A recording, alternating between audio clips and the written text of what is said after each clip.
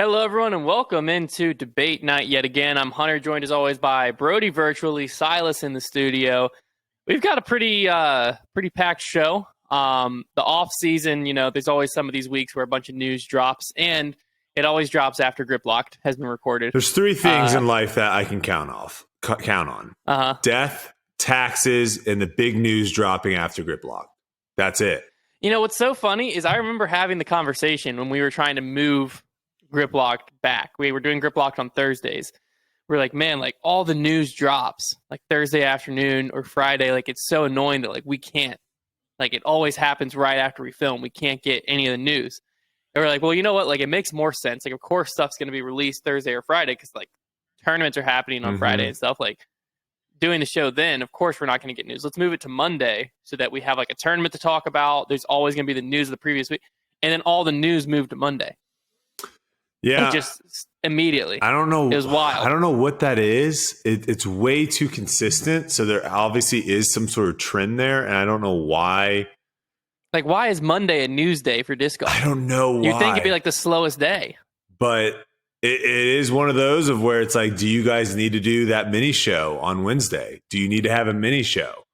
Because obviously that was really good. How during the season, Monday would be talk about the last tournament, and then Wednesday would be talk about upcoming tournaments, and then obviously whatever news breaks in between. Do you need to have a Thursday, like a little 30-minute Thursday like wrap up of like, or do you guys have to just wait? Most or do weeks, you just have to wait? Most weeks it's not worth it. But nothing. There's nothing. We Let's got a be little honest. something in the works for the preview show for this upcoming year. I won't spoil too much, but we got a little something in the work. So that's exciting at least. We'll at least have that coming. But yeah, most weeks, I mean, if we had a Thursday show, it would just be 30 minutes of me passing Trevor a disc while he's blindfolded. Yeah, which from some of the comments, not great for audio. Not great for audio. We didn't bring it back.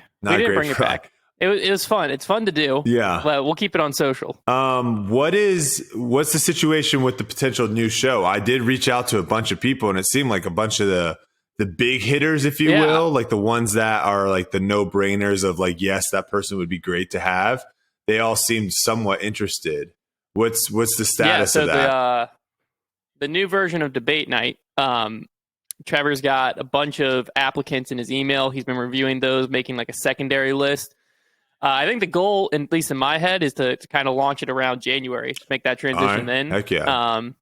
And yeah, so over the next few weeks, Trevor will probably run a few test shows or get a few different groups of people, make sure we know how it's going to flow and everything, and make sure everyone like understands the premise of the show before we throw it in live. Well, obviously not a live show, but do the recording. So yeah, I would imagine hopefully January that switch will happen. But yeah, it seems like it's going to work. It seems like we got enough personalities, both known and unknown, which was what Trevor really wanted, was like some people that, just right now aren't on disc golf media at all, that have good knowledge and good personalities to come through to be able to, have a platform to pop onto. So it seems like it's working out. So we're kind of moving forward until there's a reason not to. I like it. All right. Very well. I can't wait. I'm excited for that. Yeah, no, it's definitely an exciting time. The first piece of news that dropped yesterday was Anthony Barela leaving Innova after, I think he said 9 years of sponsorship, which for some people it's like, whatever, but 9 years of sponsorship for him is like, he was probably like 13, 14. Yeah, this is what he said. He said, these past 2 weekends, I took down the Arizona State Championships and the Big Arm Challenge. He talks about his rating, about how he shot 1058, 1057, winning by 14, winning by 10. So he's playing really well right now.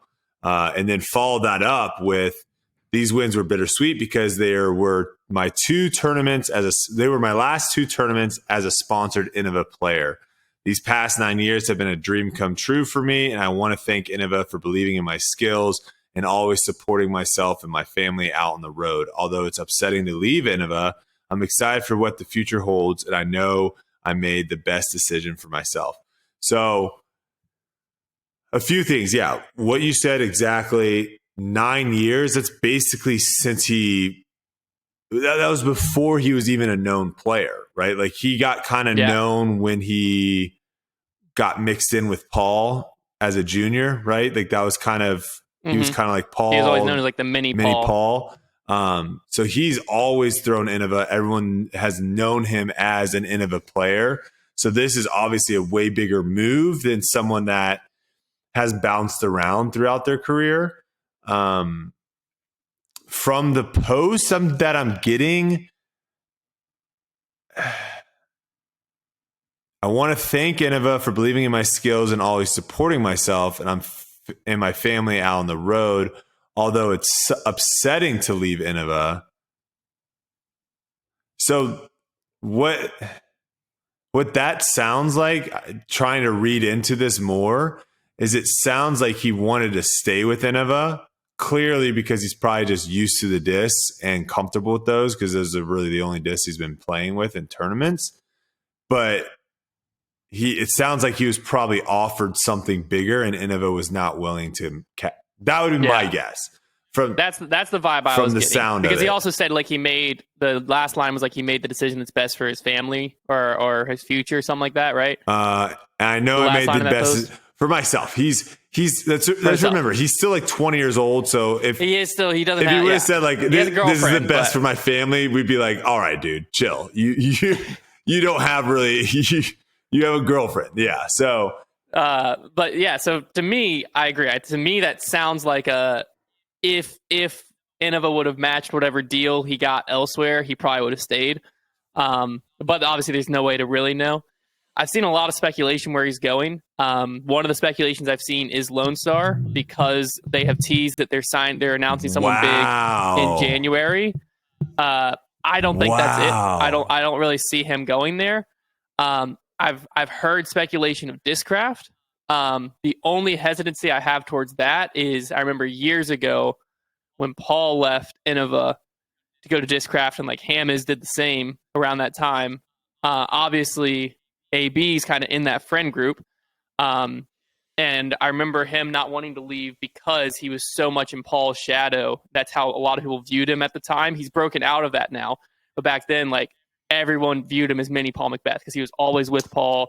His form looked very similar to Paul, and he just didn't want to. I don't think that's a that's not a thing anymore. No, it's not. So I could definitely see Discraft being a possibility now, whereas it might have not been before. He also Arizona ties, Yuli Team Discraft captain. He does have ties with does have ties with Paul. He's good friends with all of them. I could definitely see Discraft. I could also see the final one I've heard is Infinite because of Drew Gibson ties with that. So I don't know. I think that one of those three makes sense. I think Lone Star's the least likely. I think Discraft's the most likely, but I have no idea. It'll be definitely interesting to see where he ends up. Yeah, and I don't really get too much knowledge on these things as far. I mean, I had a long conversation yesterday, but I don't try to get too much of like insider knowledge, because then it's like I like to be able to come on this podcast and just say my opinions and thoughts. And it's hard for me, and not have it like influenced by stuff Yeah, it's hard for me to be like, if I knew AB was going to MVP, it'd be hard for me to be like, well, let's speculate. Like, could he go to Dynamic? Could he go to like that's tough. So I try not to get too much information, or I at least try never to get information that I can't like actually talk on. But I could see all three of those spots you said. Like, I didn't even think about Lone Star, but you are right. Like, they have been constantly hinting at wait for bigger news. I can't imagine them paying that much money for Nico. I would assume Nico right now is at a crazy discounted rate at like actually how much he would have been had he not been suspended and all those things. I feel like he is walking on eggshells a little bit. So he probably didn't have too many people interested in signing him. So they probably got him at a really good discount. So they could have the money to throw around. And AB is an interesting one because he's very much close to the level of like a Gannon Burr in the sense of young, super talented, high ceiling, but just hasn't had as much early success as Gannon. But if you sign him for a 3-year deal somewhere, to think that he could win a major, he could win some big tournaments and stuff, like that's not a crazy thing to think about. So I don't know what value, like what someone would be willing to do. So like a Lone Star, would they be willing to take a big shot on someone like that? Maybe. But if we someone did ask what you think his best landing spot is for AB. So like thinking about on the AB side, what would be his like ideal spot? I feel like he would be better suited on a team that didn't have as many established players already. So someone like a Lone Star, where he would become, it would be basically him, Nico, and Chandler Kramer, right? Like that would be the team, essentially, the big names on that team. I could see like an MVP. It'd be like him, James Conrad, Sarah Hokum. 3 people there. Yeah, I mean, I think plastic-wise, Infinite might be the best move for him, because then he could still throw all his Innova stuff, and then it'd basically be him. It'd basically be him and Drew, as the 2 top dogs there. Yeah, I mean, I think for his game, plastic-wise, if we're going to another manufacturer, if we're taking the mixed bag out of the equation, because I agree, going to a mixed bag and being able to keep your current bag would be the best scenario game-wise. But sidestep to like another manufacturer, I think the Discraft transition would be the easiest for him to make, because he has so many friends that have already made that transition. So he'd be able to easily be like, hey, Paul, I had, or Hammers, I had, this run of Destroyer, this is how it's flying for me. What did you fill that with? And they could immediately tell him like Zeus, Force, whatever it ends up being.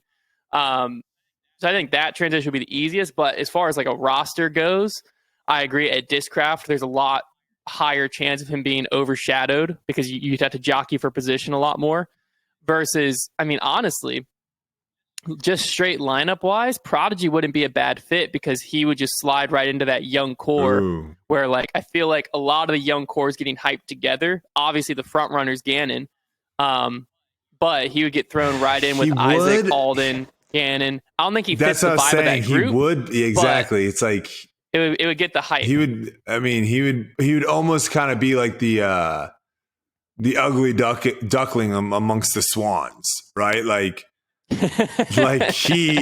his age for sure kind of fits in with that young vibe, but like him as like his personality and stuff, like I wouldn't foresee him all of a sudden just being in Alden's vlogs and like being a part of that crew. So like that could be a kind of weird of where it's like that. And that's something that Prodigy has to probably think about a little bit, is like they do have that close knit crew. And I mean, but they also have Kevin Jones. Like, let's not forget about Kevin Jones. Like Kevin Jones is still on that team as well. So they also have some people outside. But I think that team right now, when everyone thinks of Prodigy right now, they think of that young crew, the Alden, the Gannon, and the Babcock. Like they think of those guys. So and Isaac Robinson. What the heck? Don't forget about the Robinson brothers. So never forget about them. So it'll be interesting. Dynamic's not a bad fit. He would be in Ricky's shadow a little bit, but Dynamic doesn't have a deep enough team that he's really getting overshadowed by a lot of people. I feel like he would get the worst deal too with Dynamic. He probably would. I think Dynamic threw a lot of their Easter eggs in their baskets already. I don't know how many Easter eggs they got left sitting around. Yeah, but I mean, we don't know what his Innova deal was and what his Innova was refusing to match. True. Because there is a chance where, like, if you look at AB's resume, he's got a lot of potential, but he doesn't have a lot of realized potential. To where, like, if Innova's looking at the past and being like, well, what have you done? He doesn't have a ton to like bring to the table of like, I've won this, but he has an enormous upside of like you were saying, it wouldn't be weird for him to have a Gannon-Berg year next year. And he's the US champ. He wins a few pro tours, like it wouldn't be weird for him to like step into that type of role. So if Innova is not looking at the future and a different company is, then like I could see Innova just not being willing to match a contract that's realistically not that high for a AB caliber player. It'll definitely be interesting. MVP, would probably have the money, probably have the team. I just don't know if I can see him throwing those discs. But I couldn't see James Conrad throwing those discs either. And now he's synonymous you're with just it. like So. James Conrad MVP. I do like this. I do like this format that a lot of players have been doing, of where they basically just let you know, I'm not going to be, like, I'm leaving my sponsor. Like, I'm not going to be with my sponsor, or, whether they're getting out of a contract or just not re-signing. They just come out and they're just like, I'm not going to be throwing Innova. I'm not going to be throwing Dynamic. I'm not going to be throwing Discraft, whatever it may be. And then we just are left with speculation. And then there is no real like timeline of like, okay, in a couple days, we'll know where they're going to go. Like it's different for everyone. So it just leaves it kind of a mystery until you wake up one day and you see it on Instagram. We didn't talk much about it, but like Paige Shu's kind of in that same boat. And she just recently, I guess, went on Charlie's podcast, the Upshot, and was talking about some stuff on there. Her deal's a little bit more interesting on the side of like what's really going on, because obviously her, I think, father is the CEO of Dynamic Disc. Is that correct? He's high up there. What was actual position? He's not CEO. He's the CEO is he's high CEO's Rusco. Yeah. So he's one of the top guys, and I think like a lot of her family members. I believe her mom works at the store and does probably other stuff, because I think I met her when we were there at Dynamic Disc Open. I believe she was in the store working, I believe, and doing other stuff, packaging, shipping, all that stuff. So her family is like heavily tied in there. And it seemed like from the little excerpt that I read from the interview, it seemed like, did you happen to listen to the interview or no? I didn't even see she was on there. So from what I read from the excerpt, it seemed like she was almost not really, it wasn't as like a burial or really like throwing someone under the bus, but it was kind of like she kind of just like walked by and gave them like a little hip check into oncoming traffic, right? Like it wasn't super out there of where she was really just trashing them, but it was an interesting thing, since her family still works there, of like saying like, yeah, they just weren't able to give me what I need. Their discs are overseas, so like I wasn't able to get the discs I needed. Basically, I did see that similar to like I just wasn't able to get the support I needed from them, which we'll see where she goes too, because that she's another wild card, because I feel like her stock was rising, and then she just kind of left tour, right? Well, she got married. She got married, had a kid, and then so she just disappeared off tour. Disappeared for a while, and it wasn't. And I think everyone's different when it comes to like having kids and how soon they want to come back. And she obviously took time to do the parenting and the mothering and all that stuff. But now it sounds like, from all the posts that I've seen from her, it sounds like she's got the competitive itch again and is coming back full force.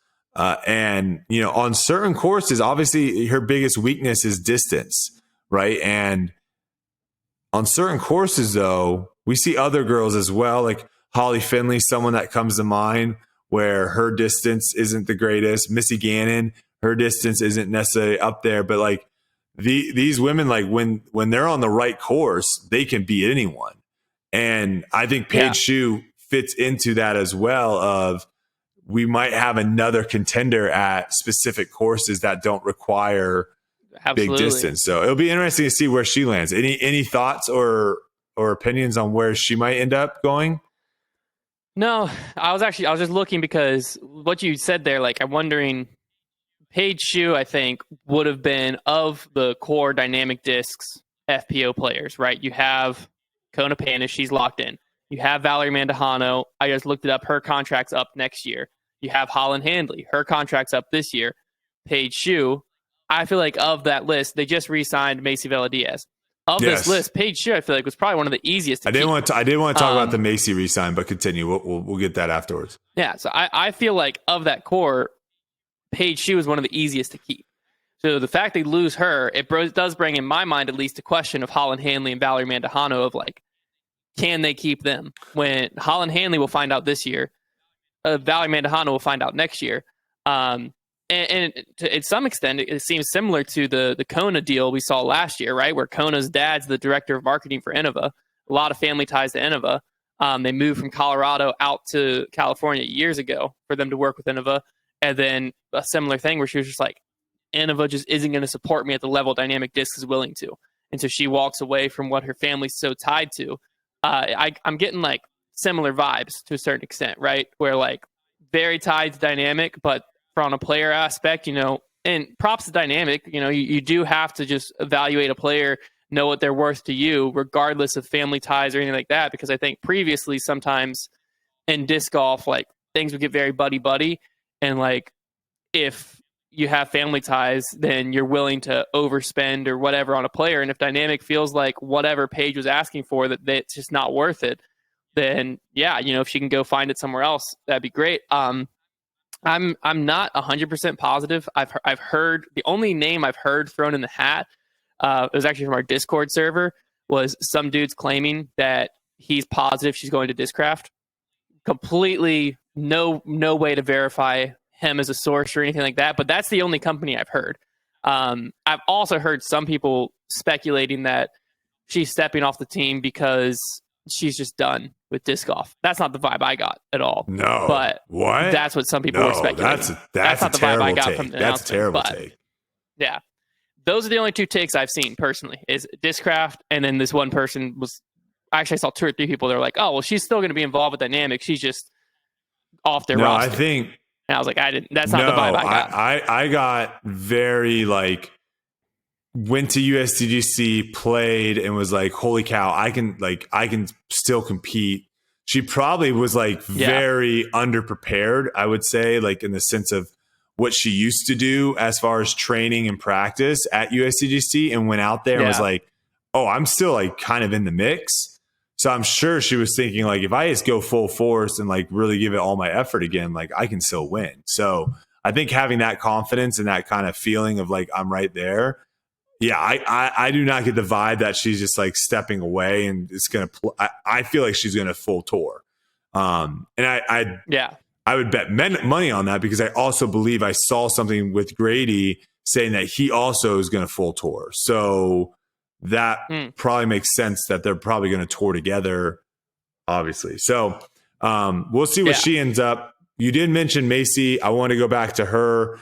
That was a good re-signing on her part, or that was a big, I guess, re-signing for Dynamic is what I should say for her. I still think she has a lot of potential. It just seems like right now she is having to try to figure out like that next level to get to, because there's just been a lot of tournaments where she kind of is in the mix early and then kind of fades late. And watching her game, she has a lot of talent and a lot of skills.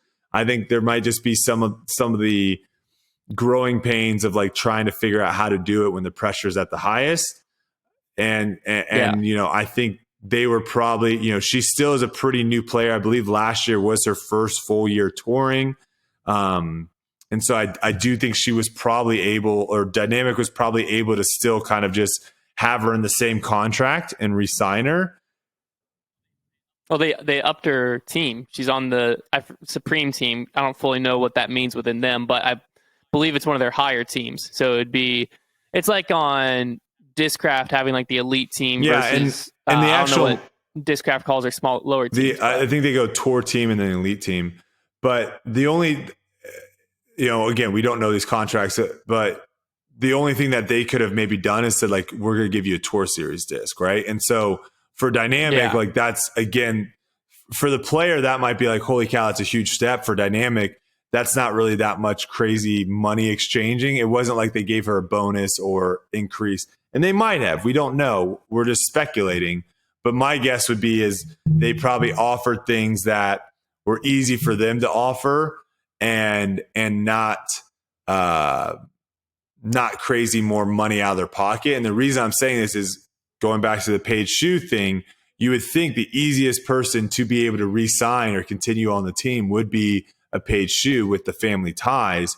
I think we are starting to see a little bit of the player bubble that we talked about getting close to popping, because if I'm Paige Shue, I'm thinking I'm a world champion.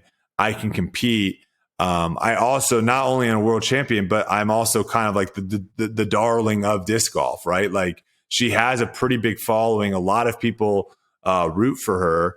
And I'm sure she was looking at the Kona deal. I'm sure she was looking at some other deals across the FPO division and was saying like, I should be getting close to that. And this is where I think the bubble is going to hit, is if you constantly are having players looking at other players and saying, I should be getting that. I should be getting that. If they're getting that, I should be getting that. Like eventually the bubble is going to hit.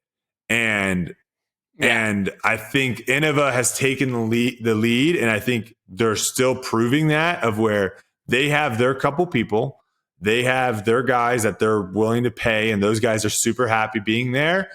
And if you're saying like, hey, I need to get paid at least close to what they're getting paid, they have shown that they are completely, they're willing to just say, all right, deuces. So we'll see. It is interesting, but disc golf is still an extremely small sport, and the money coming in is still extremely small compared to other sports. And I just don't know if these teams, these manufacturers can just shell out 5, 10, 15 like big contracts. I don't know that many of them that can do that. And has it been proven that that's the most effective way of going about it? So yeah, I think that's still the big question to me, is like, let's just look at the biggest deals in disc golf, right? The Paul Macbeth and the Ricky Wysocki deal, $1 million a year. At the end of the day, these manufacturers have to look and like, would those $1 million make me more elsewhere? Mm-hmm. Right? For Paul, I think Paul's $1 million straight worth in, it. Probably a very good investment for Discraft, especially the initial launch, right?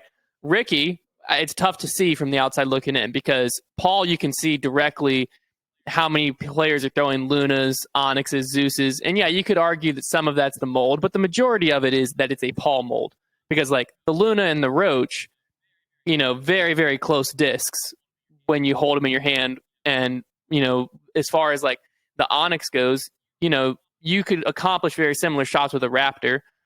You can accomplish pretty much any disc. You can accomplish similar shots. So I don't think it's 100% the mold. It's Paul tied to the mold. So there's a very direct correlation there of like, these discs are moving. They can track that because of Paul. Ricky hasn't had that. He has a Saki Bomb Slammer, but that's like the only mold. And that mold, they haven't done like a full production normal stock run. They're just still kind of they did their like first run proto run. They did the Saki Bomb Slammer Pro Tour Championship run, the Raptor Eye Slammer. They've done some like fun runs with it, but they haven't done like a full production. So like looking at that, if you're dynamic, and then on top of that, you have the Kona deal on the flip side of that coin. We don't know the Page deal, but we know Page is making Discraft a lot of money. We don't know Kona's making Dynamic a lot of money. So I think the way Discraft's done it, they're probably looking at their return being like, yeah, these investments in Page and Paul made a lot of sense. Dynamic, to be honest with you, a year into this, I don't know if they're looking at the Ricky and Kona deal going, yeah, that was a great decision. And so now other companies looking from the outside in, they all talk to each other. There's probably scenarios where players are shopping themselves around thinking, all right, this is my year. This is my time. Last year, look at all these big contracts they're signing. And they're stepping in and going, what the heck? What do you mean I'm not worth, 1/3 of Ricky's deal? Like, what do you mean I'm not worth $300,000 a year? And companies are like, what do you want us to do? Like, we just don't have it. Go elsewhere. And they go elsewhere, and it's like, you're not finding it elsewhere either. I would be surprised if that's not happening behind the scenes, because like to say like 1/3 of Ricky's deal a year. So we'll just say let's just say $250,000 a year, the Dickerson deal. 4 years, $1 million. I don't think there's that many players that are getting offered that right now. But I would bet that there's probably 3 times the amount of players thinking they're worth that than being offered that. So I think it's going to be a very interesting time where like a lot of players' expectations of what they're worth because of the contracts that are public are a lot higher than what they're probably getting offered behind the scenes. I think that might have to do with some of the players like stepping away, looking for shopping themselves elsewhere. And we still haven't seen a company get fully bit by it yet. But we could. That's definitely a possibility where if your Lone Star has, a full other business that's funding this in their like typical manufacturing gig. But if you are a company like Clash or something and you sign a huge player and you lock them in and you're like, this is it, we're taking a big risk. There's a real world where a year into that big risk, you're done. You're out of business because you just can't afford it. And as things get more competitive, I think manufacturers can't do the same old like they used to, right? Where it's like, well, we're just going to sign this player. They're going to throw our discs and have our name plastered all over them. And that's it. Like that's not good enough anymore.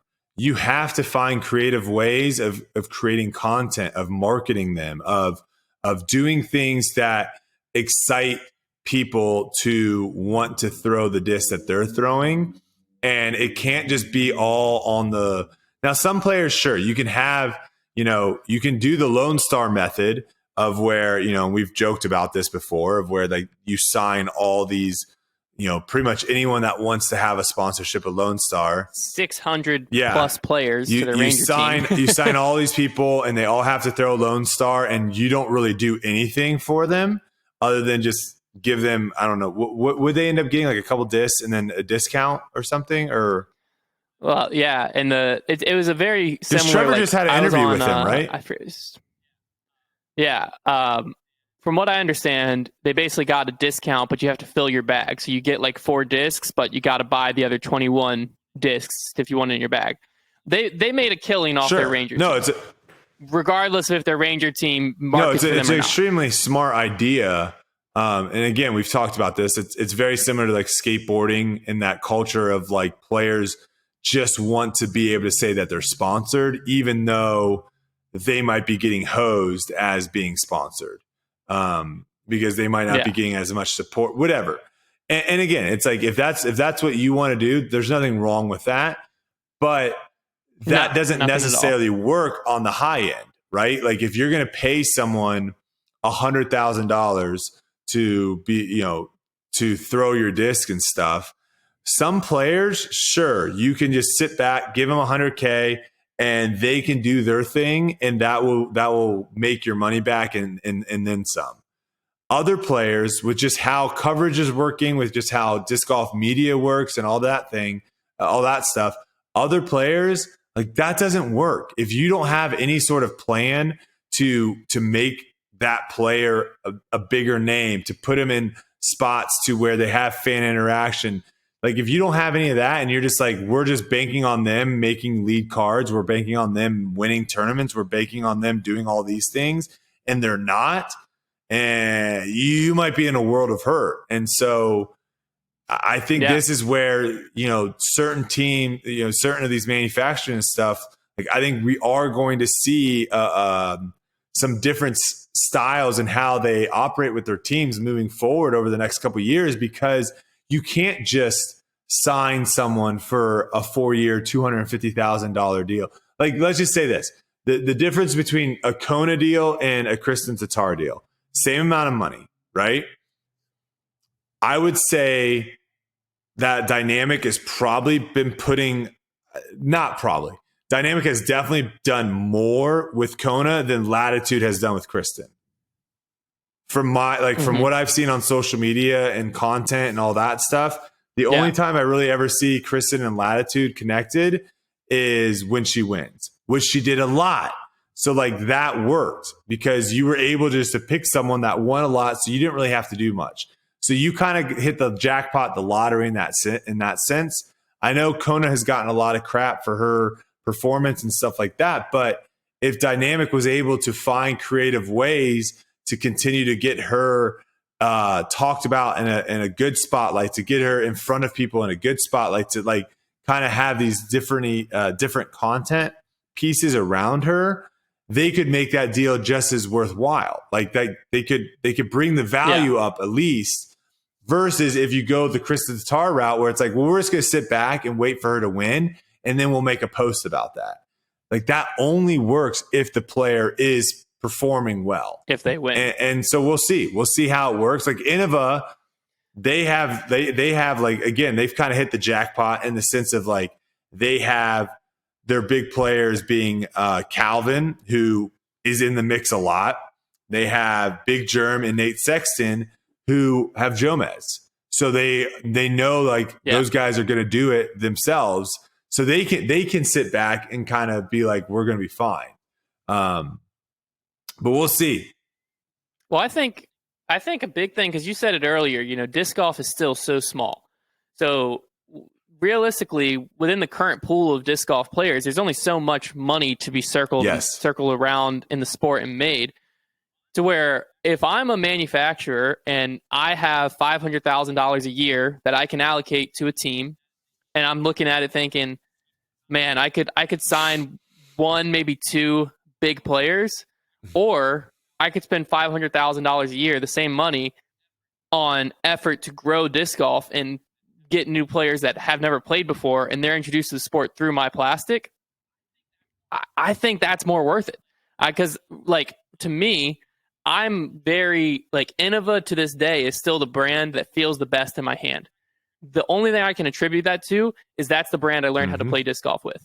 Because I watch it with other people who are like just now getting into the sport, and I introduce them, and I recommend like a Soul, because I think it's one of the best beginner mids, a Heat, you know, a Paradox. I recommend these other discs, and then I hand them an Innova disc down the line, and they're like, this just doesn't feel good. Like, I don't like how it feels. I'm like, what are you talking about? And then they're like, to them, the Z plastic, or if I get them on MVP train, Neutron plastic, that's what just feels good and comfortable, because like what you get introduced to the sport with, a lot of times that's what feels like home. So if you're, you know, a company that's if you're Clash and you can get into a huge PE program that you're in, you know, a bunch of schools across the country, yeah, the majority of the people that are introduced to disc golf might play it for 6 months or a year and not touch it again. They might never touch it after that, after the first class. But you're going to have this core group that gets addicted to the sport, and they're introduced to the sport through your discs and through your plastic, and then they're going to always come back to that. And like, to me, that's a big marketing pool that a lot of stuff missed. That is a good point about like definitely try to get them starting young. And I'm sure there are programs that can be created from some of these companies that would definitely help that.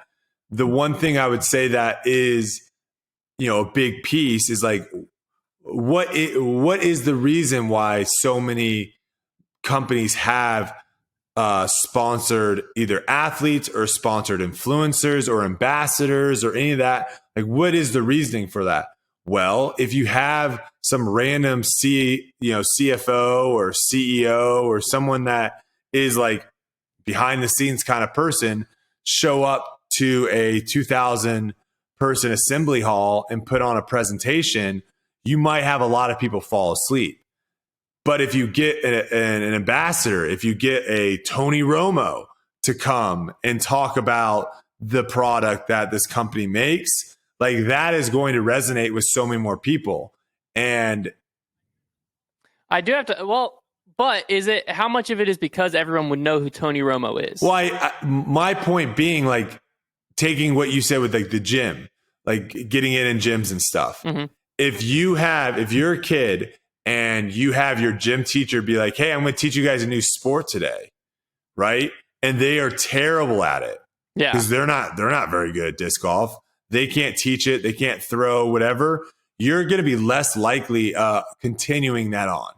Versus if you had a professional that was good come in with the coach or with the PE teacher, and was like, the PE teacher was like, hey guys, you guys are going to learn a new sport today. It's called disc golf. This is one of the best players in the world. They're going to teach you. And then that person showcases all the cool things you can do with a Frisbee. Those kids are going to be more likely to, they've seen what is possible. They're going to be more likely to try to attain that and do that. And it's the same thing as growing up. Like, we all had our sports idols growing up that we would watch on TV. And then immediately after the basketball game or after the golf tournament or after the tennis match, you immediately go out to the court, to the field, to whatever, and like try to replicate what you just saw. You know, one of the things that I vividly remember as a kid is watching Jason Williams, who played for the Sacramento Kings. white chocolate, if you will. I remember watching when he did that elbow pass. And yep. I remember like literally going to the gym immediately after that, like the next day, because I think it was obviously a night game, or it might have been during the day on Sunday. But like everyone in the gym was doing that. Everyone was trying to figure out how to do it for like the next several days. And like that is the impact that pros, players, sponsored athletes, that's the big impact that they have on the generation. And I think that really is what disc golf needs to be trying to tap into. We don't need, sure, there is some value in going after like the ultimate frisbee players that are now a little bit too old to play ultimate frisbee to transition to disc golf. I think that is a very natural transition. Same with golf. Like, hey, you love golfing, but you want to do something that doesn't take 4 or 5 hours every time. Like disc golf, great transition. You can go play around in 45 minutes. But there needs to be something about trying to go get the kids, trying to go get those, someone like a Gannon Burr. And Gannon Burr's told his story of where, he was watching my frisbee trick shots, bought a disc golf disc, not knowing it wasn't the same thing I was throwing, and then basically found disc golf through that, fell in love, and look who we have now. Like those are the stories and those are the people that we need to be trying to reach and connect with. And if there's ways of getting the youth, I think it's going to be a lot easier using, and I agree with you, if I'm someone that has $500,000, the way I would allocate that money would be, let's sign someone for like 200,000 and then let's use that 400,000 to really blast not only our 200,000 players market and get them out in front of more people, but also use them to get in front of completely new people. Like let's do cool things with this person in front of new people or new eyeballs on social media as well. That I think is going to be, that's going to be huge. That to me would be my marketing plan if I had $500,000. Yeah. All right. Well, so that's a lot of player off-season movement. The other big thing that obviously a lot of people I think are here to listen to us talk about is the PDGA's announcement yesterday. Not to cut you off. Yeah. Let's actually save that just because I feel like that is going to be a big topic. So let's save that for the end. So that way it's not like we just finish talking about that and then we're like, all right, well, what do you think is a better mid-range? That, I think I have a few quick things to go over from your Twitter. A few from that, but a few other things I just want to talk about real quick. And then let's finish with that. Cause that obviously I want to make sure that we hit all the, because that's huge. That's like probably the biggest news in PDGA's like the last 5-10 years maybe. Like, I mean, that's big stuff. So yeah, real quickly, a couple things. Discraft, Slipknot collab. What do you think? What are your thoughts? Did you see that? I mean, yeah, I did. Slipknot's a big band, so it's cool from that aspect. But I don't know. It's not my demographic. I'm not the one they're marketing towards, so it wasn't for me. But it's cool to see collabs like that happening in disc golf. I definitely saw a lot of mixed responses in the comments where you had like the people who were stoked that it was happening or like, oh, this is sick. I don't know how well it sold. I'd imagine it sold pretty well. Slipknot's huge.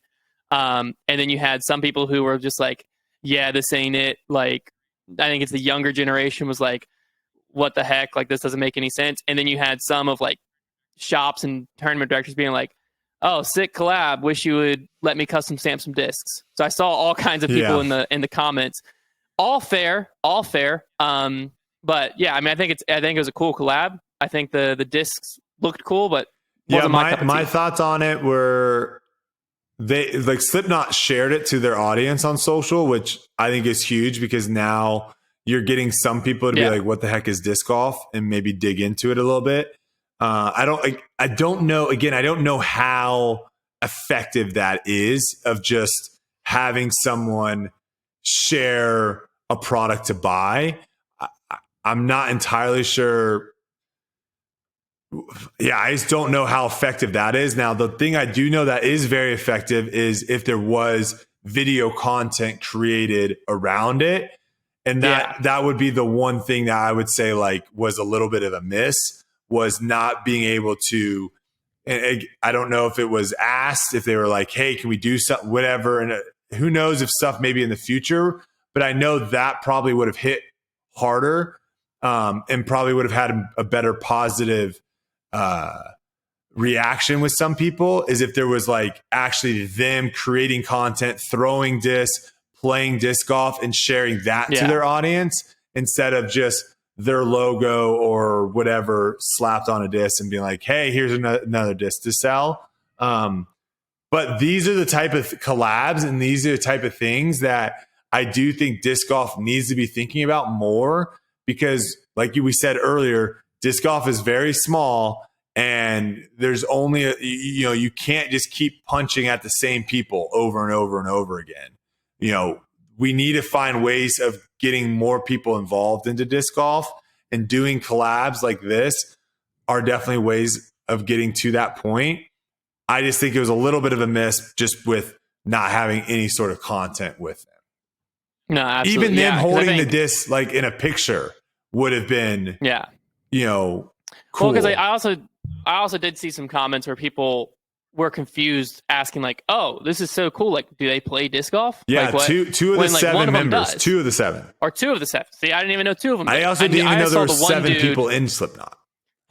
I'm learning so much. I just saw the one dude that was like sharing it all over the place and was commenting on everything. I saw him. I knew he had played disc golf. But yeah, I agree. Like, if you would have had have them come out and play with Paul or play with you or Chandler Fry or whoever, just play like them and Chandler 9-hole Fry round. Would be incredible footage. Yeah, it's just like quick 9-hole round. Promo the disc. It probably would have sold a heck of a lot better, but also it would have just it would have reached a different audience SEO wise. You're searching, watching Slipknot content, maybe old concerts or something. There's a chance that just pops up and you're like, what the heck's that? Yeah. And you end up watching it. But these are things that need to happen, though. These are things that need to happen. Yeah, and absolutely. Again, these type of collabs are what stretches the sport. This is in the infancy. That word is so hard for me to say that I'm not. Infancy. Yes. Thank you. And obviously companies are still trying to figure out how to make this stuff work, because again, in the past, I feel like this has been what the past has been. You look at Innova, they have their celebrity team, and they basically just I don't really know what they do with the celebrity team. They don't really do much of it. That has kind of been like the past of oh yeah, this person's interested, let's do it. Now, obviously Discraft did some good stuff with Ben Askren, right? They created some content around that. We're still, I think, trying to figure out how this works. And I think for some people, I guess this would be the question too, is if you reached out, let's go big. Let's go like Taylor Swift. If you reached out to Taylor Swift and she would be like, yeah, I'm down to have you guys put my name on a disc and I'll promote it. If she's willing to just do that, I think we still take that, because I think that is still Absolutely. a win versus we're only going to want to do that if you do a video. If you're actually if we can just get them to do something, that's still a win versus nothing. And I think obviously there are those negative people that are just always going to be like, what the heck is this? And I get some of the tournament directors and retailers being like, we can't even get this, and yet you're doing this. But again, you can't get too mad at what a company's decision is to allocate their resources, right? If they want to allocate their resources to, like you said, growth and getting their name out there more than for smaller tournaments and whatnot, can't get too upset about that. No, absolutely not. Yeah, and I think what you said was right too, of something's better than nothing. So I think that you definitely push it. If they're like, oh yeah, because there are some cases where it's just a licensing deal. This wasn't that, but they've done stuff with Disney before where Discraft's just paying Disney to be able to use the logos, right? And I'm sure that there's athletes and stuff that you could license their logo to use. That I don't think is really worth it if the athlete or whoever's not going to push it, because if it's just the Disney one's worth it for Discraft. It's worth it for the company making a lot of money. Yes, it's not worth it for getting a bigger name out there. Correct. But like if LeBron James were to be like, yeah, pay me $100,000 and you can use my King James logo on all your discs, I'm not going to share it though. That doesn't do anything growth of the sport wise. Versus you get someone to share it. I think as long as you're like, hey, like what can we work together to market this and just like put it out there of like, we will take care of filming everything if you wanted to get a quick round in or just a quick promo video, whatever. And if they're like, no, like I'll share it to my story, but that's it, that's still worth it. Yeah. Now there's some level of celebrity that it's not worth it, but a big time person like Slipknot, definitely still worth it. Yeah, because I think sometimes, again, like when you're in the disc golf bubble and you see things being posted about and shared on Facebook and Reddit and all this stuff, you're like, holy cow, this is huge story. Well, it's a huge story for disc golf, but if you're not in the disc golf bubble, none of those things are ever hitting your timeline. You're not seeing any of that stuff ever. And I think that is the strategy moving forward, is like, how do we get outside of just the disc golf timeline? We need to be reaching people that never, and I see this too, even on my side sometimes, is I'll post like a TikTok. I just did a TikTok with the crazy, I'm sure everyone has seen because it got posted on like, not my TikTok, but the clip that I was talking about got posted everywhere. It was like the 60-year-old guy on the beach just doing freestyle, killing it, right? And that ESPN shared, sports, everyone shared, Bleacher Report, everyone shared, Barstool, everyone shared it. And so I finally did like a little like green screen where I'm like talking about it, yada, yada. And that also kind of went semi-viral on TikTok. And like I was getting people that were like, holy cow, I haven't seen you in forever. I completely forgot about you. Like, oh, I used to watch you all the time as a child. Like I was getting stuff of where they probably still followed me at some aspect somewhere, but like my stuff just wasn't hitting their timeline anymore. And the algorithm wasn't pushing. And that's what we need to be thinking about, is like, how do we re-reach some of these people that maybe were in disc golf at one point and then left? Because again, there was tons of people that came in from COVID and left, right? They're not as active probably anymore. How do we re-reach those people? And how do we reach people outside? We got to come up with ways to getting outside the timeline. So a good go for it. Eye-opening experience for me. This is a really quick story because it hit me of like, this is exactly how people view disc golf. Is like, I went out to the field, this Lynchburg College field, and Overthrow, the YouTube channel, was out there doing a video with like these people who like they had like 4 whippets, and they were like throwing frisbees to whippets. The whippets weren't out there, sadly, when I got there. I wanted to see them, but I walked up and I'm like, oh, how's it going? And like shook the hands of these people, and like I was talking to them, and they were telling me like what they do. Then like in the course of conversation, they're like, yeah, we're actually 5-time world champions or something like that. Of like they're multiple-time world champions of the frisbee dog world. And I'm like, oh, that's so cool. And then I like walked away, and I got down. Trevor and I like shot a video, and we came back up, and they were still there, but they were actually filming, so we didn't talk to them again. And we left, got in our car, and then when we were in the car, I was like, we should look them up. And then Trevor was like, yeah. What was their name? I was like, I don't remember. I have no. I was like, I think the guy's name was Gordon. I don't know.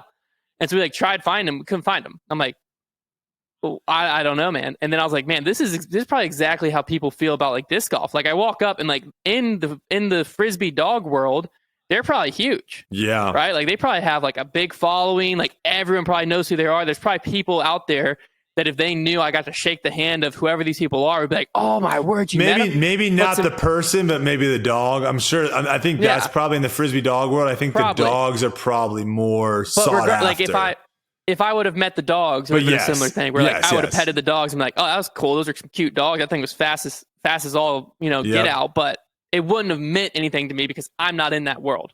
Correct. I think I was like, that is the first time I've experienced it where like, that's exactly how people have to look at disc golf sometimes. Of like, they could walk down the street, meet Paul or Ricky or whoever, and be like, oh yeah, that's cool.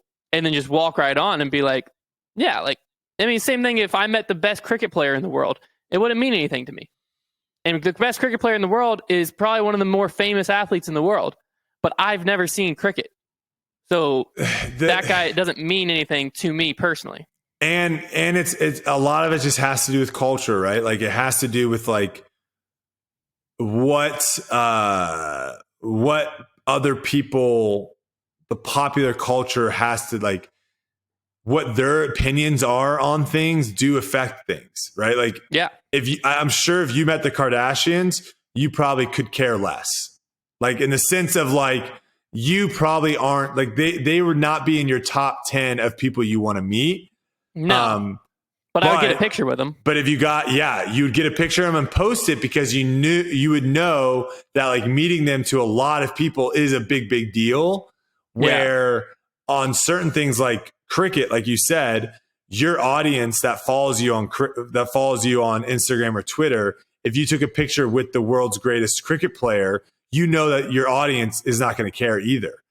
No. But your audience would care or would think like, holy cow, like that's pretty nuts. You got a picture with Kim Kardashian. Like that's wild because Kim Kardashian is this big like celebrity to like, even if you like her or interested or whatever, she still is she still is a massive celebrity. Yeah. So no, it is like I said, like when you get out of the disc golf world or some of these smaller niche sports, when you get out of the world, you really start realizing like, holy cow, like the only people really talking about this is the people in it. And that's why we're here, to continue to try to get conversations out there, to try to get stories out there to you guys that are listening. And hopefully you guys share it with a friend or whatever, and they get involved into disc golf and now they start listening and then more people are talking about it. Like we still are missing, I think we do a good job at Foundation. And I think, All Too World does a good job as well. We still are missing like, that media company outside of disc golf.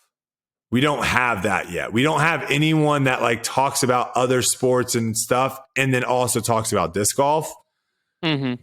And I think it's going to take a while to get to that level of where that makes sense. I mean, it's the same thing as like when you turn on SportsCenter, you never see any like MLS action, even though like there's MLS games, because they just know like the audience for MLS is so much smaller than NFL, so much smaller than college sports.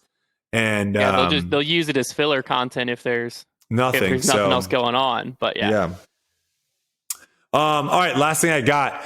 Did you see this Evelina podcast interview that she did?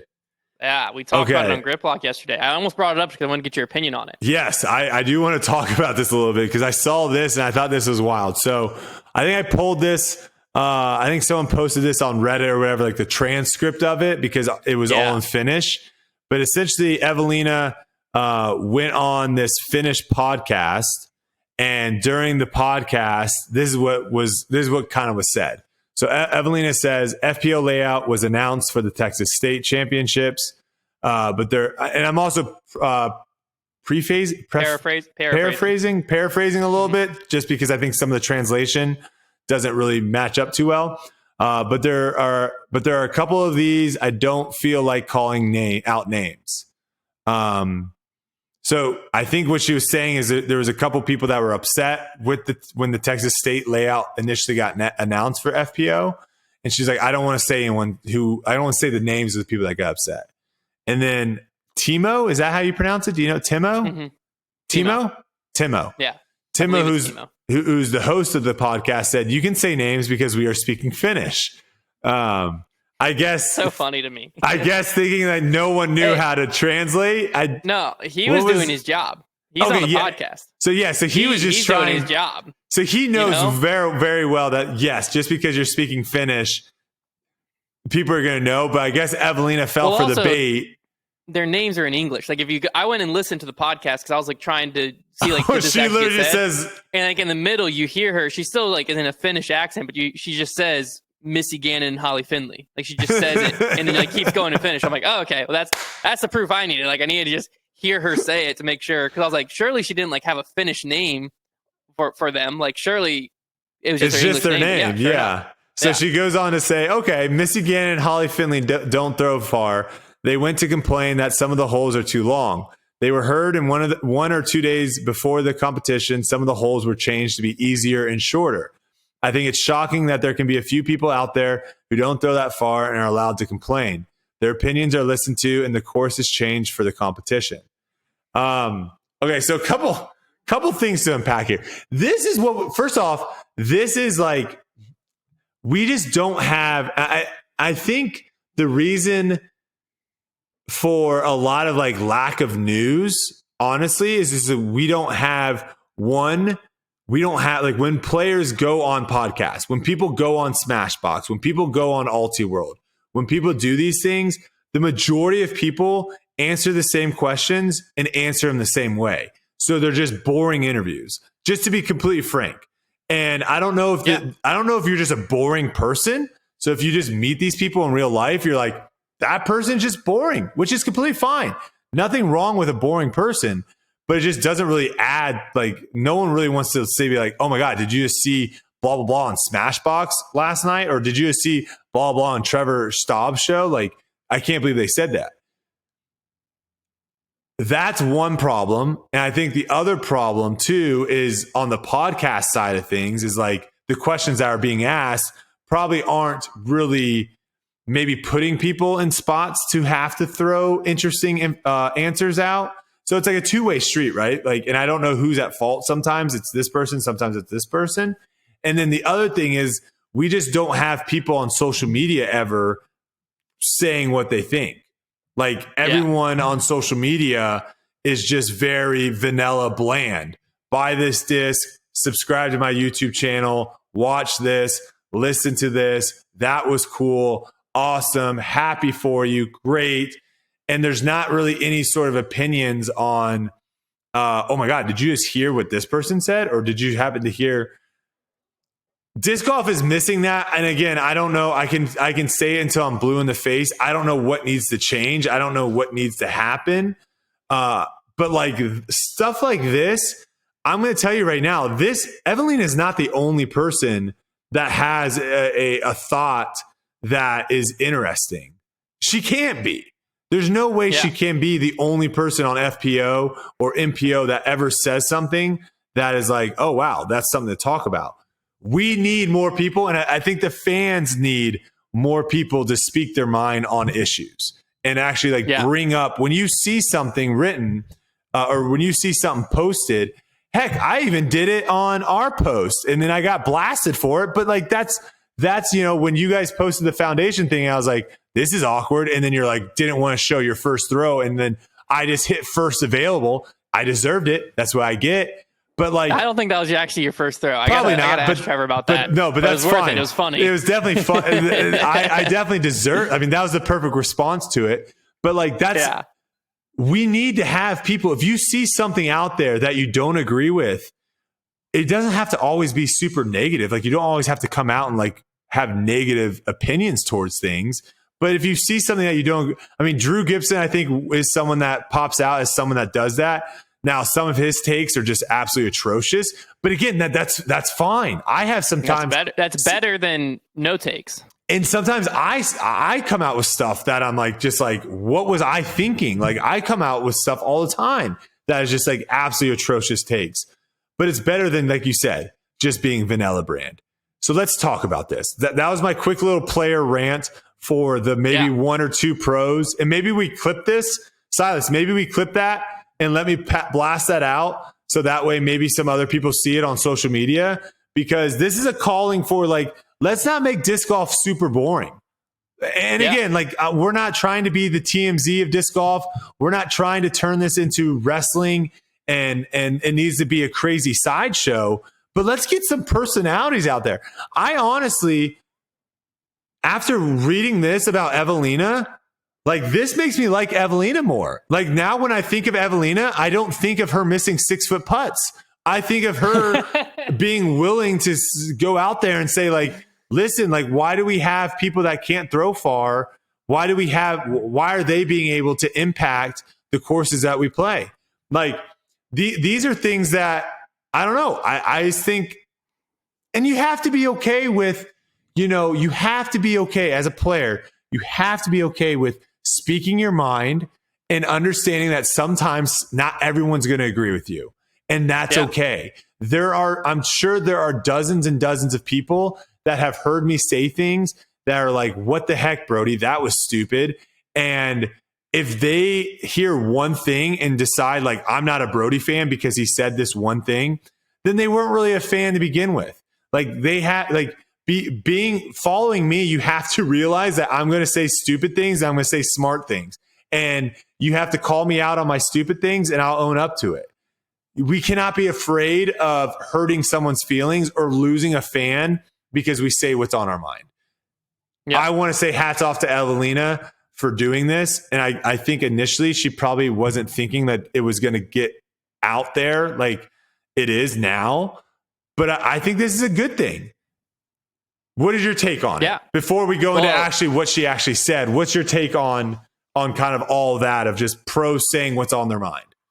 I think a big part of it comes from like it's still such a tight knit community between media, players, all of that. Like it's a lot more than other sports where like if I'm J.R. Smith and I come out and say something about Luka Doncic, I'm not going to go see him next weekend. I'm going to see him like twice a season. Or if a reporter asks me an uncomfortable question, I'm not going to randomly see this reporter at dinner and then at the next weekend I'm not going to have to see this guy every single day. Like right now, disc golf media and disc golf players are all very like combined to where like if you go back a few years, the only interview podcast was Smashbox, and Smashbox is doing the live coverage to where Terry Miller was interviewing these players, and then sometimes like 2 days later was holding a camera and walking with their car doing commentary. And like he couldn't come after a player and like have an awkward interaction and then have to, be in a like that scenario where he's like with their card having to interview him a few days later. We're getting away from that now. I think at the flip side, the other side to this as well is as disc golf gets bigger, more players can be comfortable risking a fan base, if that makes sense. Not that like, because I think a lot of times right now, a lot of players' income is based directly on sales. Yes. It's based directly on, how many discs with their name they move. Yes. So you have to worry about not being popular. You have to worry about your takes being too hot or, because some takes are just not going to be popular. And that's okay. If that's what you think, that's what you think. It doesn't have to be a popular take.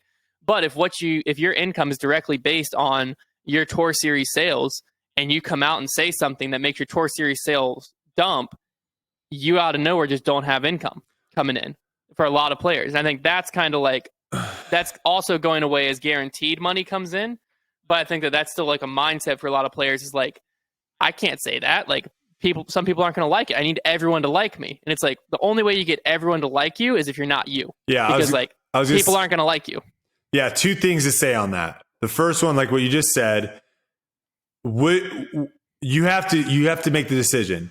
Do I want to make $50,000 and be myself or make $150,000 and be a fake phony and someone else? And then here's the other problem. Yeah. If you become that fake phony and you want to go that route, you now have to be that fake phony for a while. And then all of a sudden, like it's exhausting. And then all of a sudden when you do decide like, oh, I'm big enough now to where I can be myself and I can say what I want. Now everyone can be like, well, you were just faking it this whole, like, that's not who you are. You're going to lose way more fans that way. You got to make that decision. And then the other thing too, just from a little bit of experience, it's completely fine with just deciding that you don't like someone on tour and not wanting to talk to them. Yeah.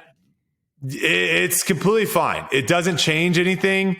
And I don't think that should be something pros should be concerned about. I'm sure they are, but my take too is like, if a pro did come after me, which there has been a lot of, I would say, behind the back kind of stabs and stuff of that nature. If someone came out to me on Twitter and just disagreed with something and was just blatant about it, and it was like a fair like rebuttal or fair critique to something I was doing, I wouldn't call that person dead to me. Like I would actually probably have more respect that they were willing to have that discussion at least, or like bring up a secondary opinion that maybe I hadn't even thought of.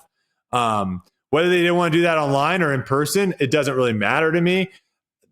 The stuff that bothers me is when someone like brings up something that like has to do not with like what I'm saying or whatever, but there was some of that stuff early on with like Jamie Thomas, like some of the stuff he was saying early on where I was just like, bro, what?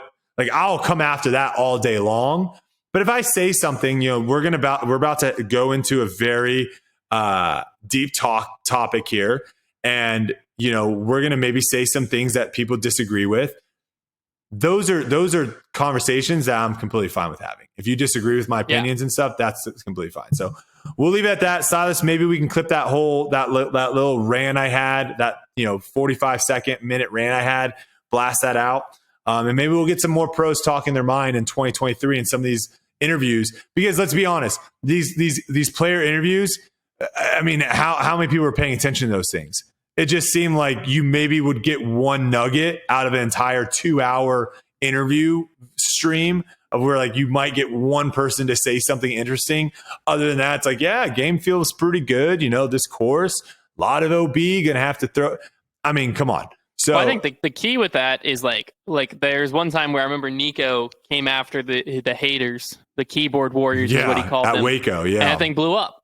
And I think the key is like, it's the media's responsibility to watch the boring mumbo jumbo part of game feels good, same thing every week. That happens in other sports where it's like the same answers over and over, so that when the one viral answer happens, that can get pushed. And then your average fan who's never going to watch the post-game press conference sees that moment.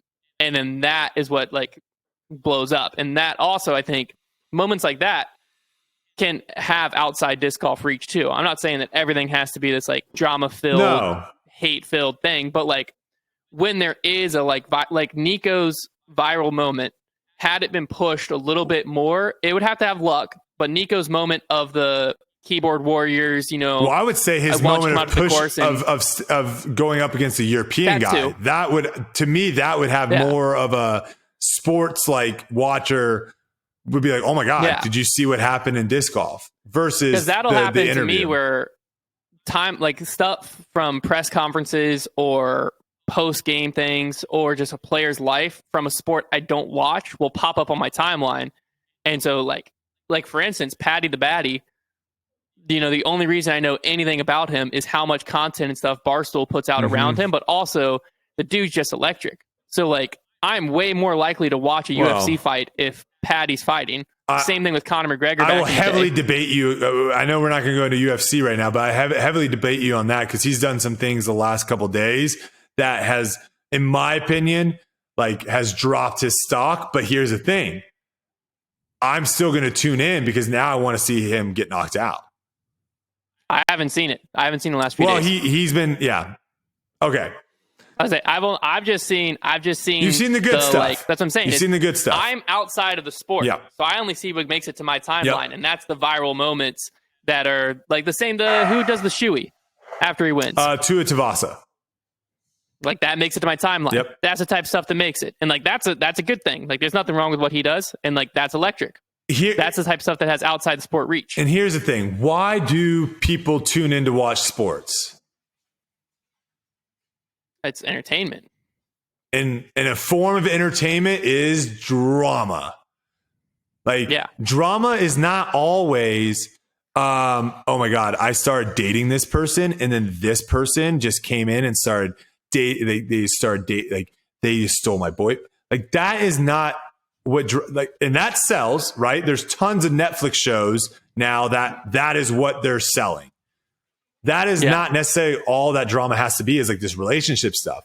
Drama can be two people that don't like each other because of X, Y, and Z. And they could not like each other because they just are both number one in the world and number two in the world. Like that's what we were getting with Ricky and Paul. There really wasn't anything that was done between the two. It wasn't like someone said something really nasty about the other's girlfriend or mom, or like there wasn't any of that. It was simply this: Paul and Ricky were way better than everyone else. And so they just were head to head all the time, and that created a lot of drama, and that worked. There are different ways of creating drama that is interesting for people to tune in, but that is why people tune in.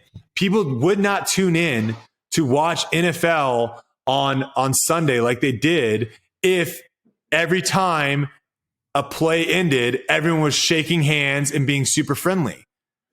And they knew that they didn't care one way or the other who won because they're friends with everyone. Like, that is not interesting. That is just not something, and that's something that, like, in the fight game, we were just on UFC, that's something in the fight game that they constantly are trying to deal with sometimes, of where, like, there are two people that are, like, super friendly, but leading up to the fight, if you don't know that there's, like, if you're not super deep and close with them, you wouldn't know. You would think they'd hate each other, but they're trying to sell the fight. I don't think we have to do that. Like, we don't have to go that far in disc golf to try to sell, but there are things that we can be doing differently, of where we can just let our personalities come out that creates natural drama to where it would get people more interested in watching these tournaments than simply, like, to me, like, the skins matches, not my cup of tea, simply because it is just a very friendly kind of thing, of where they're trying to make it competitive, but at the same time, a lot of people on there are just super friendly, at least for some of the stuff I've seen. Not my cup of tea. Obviously, a lot of people enjoy and watch that, but we need to be okay with maybe saying some things that not everyone's going to be okay with. Well, perfect example. I was going to say, perfect example. Transition in. We'll transition into this in a second. But the perfect example is Nico LaCastro better be on a feature card at the Las Vegas Challenge. Oh, 100%. He better be filmed. If he's not on a feature card at Las Vegas Challenge, it's a huge missed opportunity. Huge miss. He better be on the live feature card, because, like, people are gonna pay to watch Disc Golf Network to see Nico's return to disc golf at the Las Vegas Challenge. Like, that's the storyline going into the year. So, like, you better put him on there. Yeah. And you better put him on there with, like, if I'm the Pro Tour, I'm picking some people that I know are, like, pot stirrers that are, like, willing to call some rules and be like, let's get this thing going. You know what I mean? Like, let's put them all out there to at least be able to pre-event have a marketability. Like, this is your feature card. These are the 4 that you're going to be able to watch play together. And, like, you're probably going to have subscriptions skyrocket. Because, like, that's the story. That's the thing. That is one of the big stories for sure going into the season, is how is Nico going to be with his time off? Like, is he a changed man? Is he going to be doing things differently on the course like he says he's going to, or is he going to kind of fall back into what we all thought Nico was to begin with? So yeah, we'll see. That's a great point of, like, with the feature cards and stuff, there are things that the Pro Tour definitely can do to kind of line up. And again, it's like you said, it's like that. Sure. Are there going to be some people out there that disagree with us on that point and be like, well, we shouldn't be rewarding Nico for his bad behavior? Sure. There are going to be certain people like that. I would say there's so many people that want to see it, though. There are so many people that want to see Nico, and I'm just going to throw, like, someone like a Jordan Castro, someone that is going to call every rule by the book. Like, they want to see what happens. And at the end of the day, like, this is an entertainment business. Like, if you are the Disc Golf Pro Tour, you are in the entertainment business. So make it entertaining, as much entertainment as you can.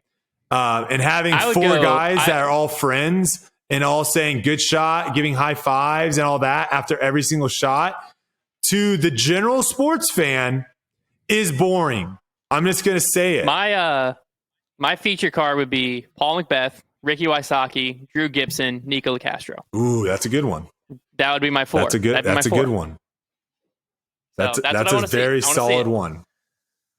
Yeah. All right, let's roll into the PDGA had an announcement yesterday. The board of directors released a statement on the update to policy on eligibility for gender-based divisions, which we knew this announcement was coming. We knew that there was going to be a change in January 1st. We had no idea what the change was going to be. Obviously, going back across, we had this conversation back middle of the season, I think.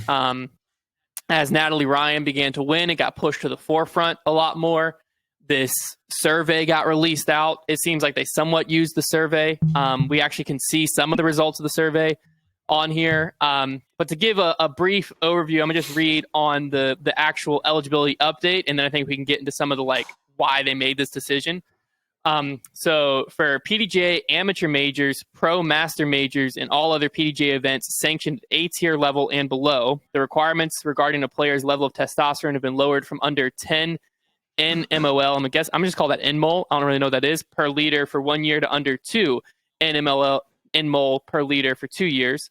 Players are only eligible to compete in gender-based FPO division at PDGA Pro majors, Champions Cup, USWDGC, European Open, and Pro Worlds if they begin a medical transition during Tanner Stage 2 or before age 12, whichever is later. The player must also continuously maintain a total testosterone level in the serum below 2 nmol per liter. Organizations which are specifically designated by the PDGA under the terms of an explicit agreement to run Elite Series tours, the Pro Tour, may use any set or subset of the eligibility criteria above at their events. Application of the chosen criteria must comport terms with agreement PDGA. The Pro Tour has come out and they are sticking to the major one. So the Pro Tour will implement the same eligibility criteria regarding gender-based divisions approved by the PDGA for PDGA Pro majors to all Disc Golf Pro Tour events, including silver events. It'll be effective January 1st, 2023. So essentially for all FPO Pro Tour events and majors. Break that down as I'm a fifth grader. Yeah, so all FPO divisions for the Pro Tour, Silver Series, and majors, if they began medical transition during Tanner Stage 2, which is a stage of puberty, or before the age of 12, so realistically, age of 12, is the whichever is later. That would be the latest. Yeah, age of 12 more than likely is the line. So no matter what, before age of 12, if they began, they're only eligible to compete if they began the transition before the age of 12. They must also continually maintain a testosterone level below 2.0.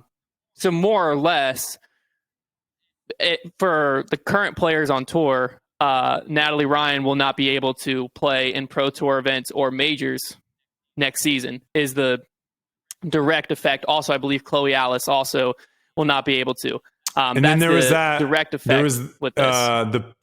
The person that won Masters, right? There was another. I forget her last name, Laura. Oh gosh, I'm blanking on it. She's on the board of directors. I know not on the Pro Tour, but still someone that would not be able to compete in the tournaments, right? That or no. Well, Pro Masters Majors has a different requirement. Oh, okay. So they are just strictly the testosterone level. It's been lowered from under 10 to under 2. Okay, so like I don't know what range that means. I don't know. Let's just stick to talking to the Pro Tour because I think that's what people want to hear about more than. I will quickly. I do want to just question because they have a lot of science up here of different studies they went to and all of this as to why they made this decision. And the reports we can read some of the quotes if we want, but the reports basically show why they made this decision, why they feel like it's an advantage. So to me, if the science showed it's an advantage, why are we having why is there two different eligibilities? Yeah. Why, if the science, I agree with what you're saying. If the science is showing there's an advantage, why can you benefit it if you're in this division or playing these tournaments, but you can't in these tournaments? That doesn't make sense. That didn't make sense to me. Make sense. Yeah. Because if we need to be strict on FPO at Pro Worlds, all that, and a Pro Tour, why is it not strict at AM majors and Pro Master majors and FPO events at A-tier level and below? That one didn't make sense to me. That one felt like a little bit of conflicting information. That might be there. Is that their way of being like, hey, we'll throw you a bone? We're not going to. I don't know. Was that their thought process then? Because it makes no sense. If there's an advantage, then clearly across the board you should be like, we're not allowing this because there's an unfair advantage here. But I don't know. We'll stick to just talking with the Pro Tour stuff because I think that is obviously the more top, the bigger story here is you have someone in Natalie Ryan that won, I believe, twice I believe she won 2 events. Yes. Could have been 4 events. I think, she almost won OTB. She was in contention a lot, yes. So you have someone that was a top player on the FPO tour last year that will not be playing on the FPO tour this year, not because of her decision, but because of a change in the rules. I mean, that Correct. right there is the big story from this whole situation.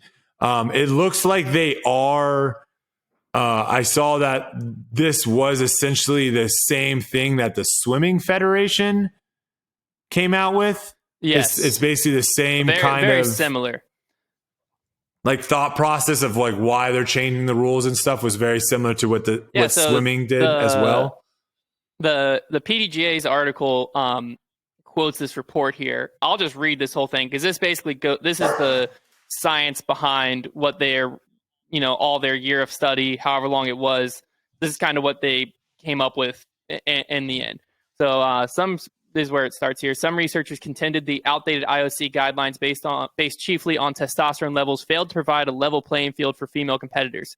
For example, Hilton and Lundberg 2021 noted that with regard to transgender women athletes, we question whether current circulating testosterone level cutoff can be a meaningful, decisive factor, when in fact, not even suppression down to around 1 nmol per liter removes the there's some big words in this thing, anthropometric and muscle mass/strength advantage in any significant way, page 211. General support for a roughly 5% reduction in strength after a year of testosterone suspension has been reported, and then it has a bunch of studies where that's reported. This 5% reduction may continue in subsequent years, although it's unlikely. This initial reduction in strength may be offset by transgender women maintaining irreversible advantages in anthropometric measures and in biomechanical benefits afforded by these anthropometrics. Farther study may help to quantify these legacy advantages. The paper goes on to say that the opinion of Schreier, 2022, regarding the biological advantages afforded by men is supported by science and is worthy of consideration. Effects of male puberty are profound and they are permanent. Most fast-twitch muscle fibers, greater upper body muscle mass, greater lower body muscle mass, greater bone density. They grant men a significant and unbridgeable advantage over women in nearly every physical contest. Even if a man later takes estrogen and artificially reduces the level of bioactive testosterone in his body, he will not surrender these advantages. This stance is supported by anthropometric data and basic principles of biomechanics. It is also in agreement with the Internal Federation of Sports Medicine consensus statement that trans women have the right to compete in sports. However, cisgender women have the right to compete in a protected category. The report concludes, it is impossible to establish policies that are both inclusive and fair. In terms of fairness, no transgender person should ever be excluded. Thus, while it would be unfair to transgender women to compete against cisgender women, there would be no question of unfairness if transgender men or transgender women were to compete in the mixed divisions at any amateur or pro level or in any age-protected divisions that they qualify for. And then it basically shows the subcommittee's voting on the different questions at hand. So that's kind of what the report said. So more or less, from my point of view, we've said this has been my stance on it the whole time, was I wanted the decision to be based on whatever science said. So wherever they felt like the advantage was reduced, whatever advantage there was, they need to just use science and go with it, because no matter what decision was made here, someone was upset. If you look at the survey that went out, this was fascinating to me. 80% of Disc Golf Pro Tour women responded that they either strongly disagreed or disagreed to transgender women should be allowed to compete with other women in disc golf and in other sports. 80% disagreed with that, which was way higher than I would have expected, because they were silent on it all year. I mean, that again, it kind of goes back to what we were talking about of especially on a topic like this. If you're trying to sell your disc, do you want to come out and say, I think it's unfair that transgender women are playing in my division? It goes exactly hand in hand with what we talked about. It's a lot different when you are making hundreds of thousands of dollars by just winning tournaments or playing in tournaments, that you can then be you can come out and be a lot more vocal. But if your sole livelihood is on people buying your disc, something like that is a tough thing to just come out and say what you have to say. But so basically what that shows, though, is if they made the decision, just based on gut feeling or whatever, if they just made one decision, one side, you have 80% of the field upset with you. The other decision, the side that we're on now, you have a Pro Tour champion and a few other women in the field and also future players in the field upset and feel like they're being targeted. So the only way to do this is you have to just push all opinions aside and just look at the science. And from the outside looking in, you heard me pronounce these words. I clearly don't understand what a lot of it said. But it sounded, from what I was reading, it sounded pretty straightforward that like there's a clear advantage and this is the guidelines that they feel minimize that advantage. Because essentially what it sounded like is if you go through puberty as a man still, then, or as a biologically male, if you go through puberty, there are irreversible advantages that happen. And so it seemed like that's the line that the PDGA felt like the science pointed to. That's where the line needs to be set. And that's where the PDGA set the line. I would also hope that if science comes out down the line that provides deeper insight into this and the PDGA realizes that this decision was wrong, that they would, in tune with this, be willing to change it. Or if some sort of like pill or something else is created that can take the advantages that they are claiming if you go through puberty you have. If there's something that equals the playing field or whatever, then that's something that then it's like, okay, we need to reopen this case, if you will, and look at to see if we need to change something up. Yeah. And I would hope the PDGA would do that. Because like to me, from the outside looking in, this is what I wanted the PDGA to do, was look at the science, provide us with the information of what their research found, and then just make a decision based solely on the research. I didn't really like that they did a survey, and to me, it doesn't seem like the survey had any weight on it, because like what I didn't want is like the science to show this, but then the survey show this, and they're like who's to say that? Luckily, we have the science data they showed us, but like if we didn't, and all we had was the survey data, you could easily see where people would be like, well, of course they made this decision. 80% of Pro Tour women, 67% of all members, 68% of professional women, 55% of amateur women all disagreed with it. They had to go with the popular majority. And like, that's not what the decision should have ever been based on. So I agreed with a lot of people of like, why are you even sending this survey out? That shouldn't have any weight on your decision. And hopefully it didn't have that much weight on their decision. It doesn't seem to have. That might have been something to make, this is like a player's kind of, a player's company. I don't know what the right word of saying it, but like this is, it's where like the players should have, the people that are members should have say and stuff. Obviously, we both agree that the say in this situation should be more science and not what people feel. But I think they probably were like, if we send a survey out and have everyone give their 2 cents, then maybe they'll feel better about our decision, because we were like, well, we did give you a chance to say your piece. I do want to hopefully say some things that everyone can agree on. When sports were created, they decided that they wanted to make divisions so that way there could be a fair form of competition within divisions. And if we're looking just on disc golf side, the division was created for open in the sense of like anyone can play, but obviously the open is majority men. And then you have the female, the women's division, right? You have these two divisions that were created so that way the FPO can all play together and compete, and then MPO can all play together and compete.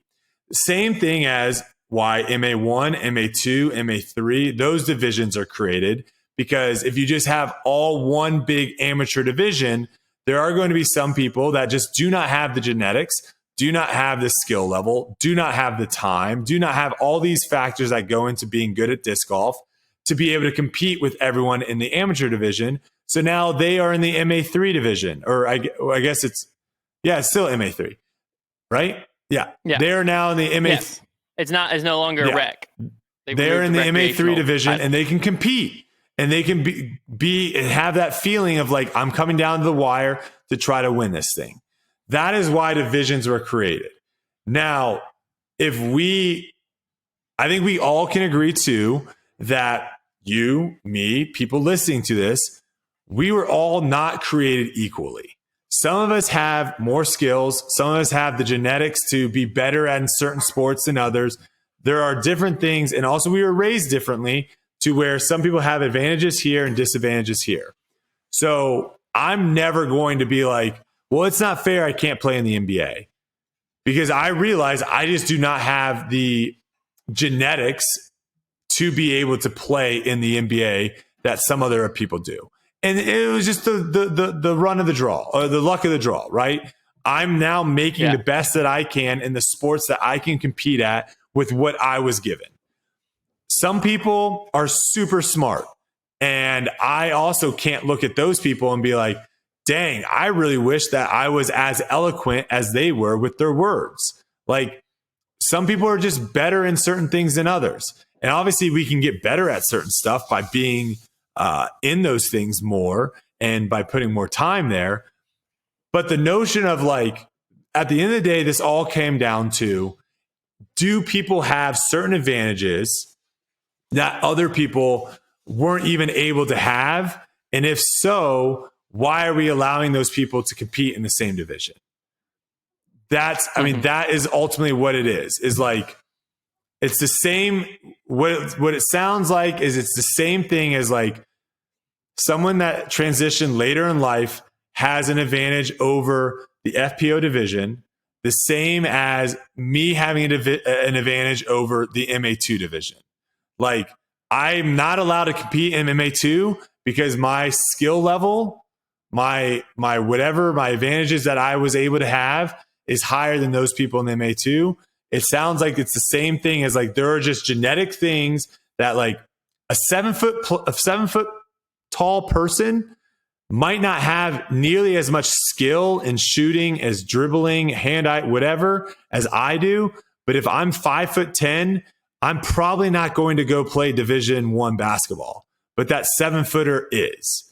And that is just, it is what it is. And I just think this decision that they made for those FPO players that really felt this way of like, you know, being able to play with someone and being able to see like, wow, they just have something that is a huge advantage that we do not have. Like, this is, like we said, this is something that is making it a more fair playing field. That is what I'm all for. If the science is showing that someone has a bigger advantage because they were born a male instead of a female, we created divisions because we all agree that men have a better advantage than women. I don't think that was ever discussed, right? Like, that was never. Yeah. It doesn't take look at literally any sport going down the row. If it's strength based, if it's speed based, testosterone in men give men more an advantage over women. The science was always, is there something that you can do to block, prohibit, reduce? Is there something that you can take that advantage that you were given at birth to make it fair? And clearly what the science has shown is no. Right? Like, that's, at the end of the day, that's not a debate. Like, if you were debating that men and women are equal on like speed, strength, if you're debating that, then we can't have this discussion. But if we can all agree that men have a leg up just because of just the testosterone and other I mean, you can go and look at all the science behind it. If there's not something that we can do to bring them back down to this, then there's nothing that, I mean, I don't know. I don't know what else to say. That's the thing, right? Like, it's a lose-lose situation for the PDGA, because on the flip side of that coin, you have to feel awful for, I mean, Natalie Ryan is the prime example. She was the one, the biggest spotlight. A budding career. Yeah, she had a budding career, multiple-time Pro Tour champion, you know, is lined up to have a great 2023 season. And like, I don't know what she's going to do next year. You know, like, realistically, yes, she's allowed in the open division, but also it's pretty obvious that, you know, she's be at a disadvantage in the open division because of the testosterone blockers and all of that. That's not a sports decision that was made. That wasn't a decision made for sports. And so, like, that's not something that's like, oh, simple answer, I'll just go back. Like, that's not how that works at all. So like she's at a clear disadvantage in MPO, and the PDGA is now saying she's at a clear advantage in FPO. So in a lot of ways, yeah, this is very, if I was Natalie Ryan, I would feel like this is very unfair to me, because in a lot of ways it is, but that PDGA is trying to make the decision that's the most fair for the field, the divisions as a whole. And this is the line that they set. And yeah, it sucks for Natalie Ryan. It absolutely sucks. There's no way around that fact. And that's why for the PDGA, it was a lose-lose situation, as it seems. And like they set the line, before the age of 12. I mean, from my understanding, that is effectively banning transgender women from FPO. From my understanding, like age of 12, very, very rarely does a transition happen before that. And so from all intents and purposes, this is essentially banning transgender women from FPO. And I also, from what I've seen in different comments on Old World and on Natalie Ryan's Instagram, I believe that she is opening or looking into a possible lawsuit. I did see that against the PDGA. So I don't believe this is the last we're going to hear of this. It'll be interesting to see what happens with the lawsuit. I don't know the legality of, yeah, is there a case how much here? Like the PDGA, the private organization, yeah. or I have no idea. You would imagine, this is the same thing swimming went through to a certain extent. I don't know where the swimming line was set, but swimming made a similar decision earlier. You would imagine they were met with similar backlash. So it'll be very interesting to see what comes of it all. But yeah, I hope, at least in the disc golf community, that the same inclusion and everything that's been preached the whole time isn't just gone with this decision. I hope that, Natalie Ryan, other transgender women are still feel welcomed on the disc golf course. I know that's a lot harder for it to happen now because of this decision, but I hope they still feel welcomed in the sport. So she can still play. A lot of players can still play in, like, what events can she still play in?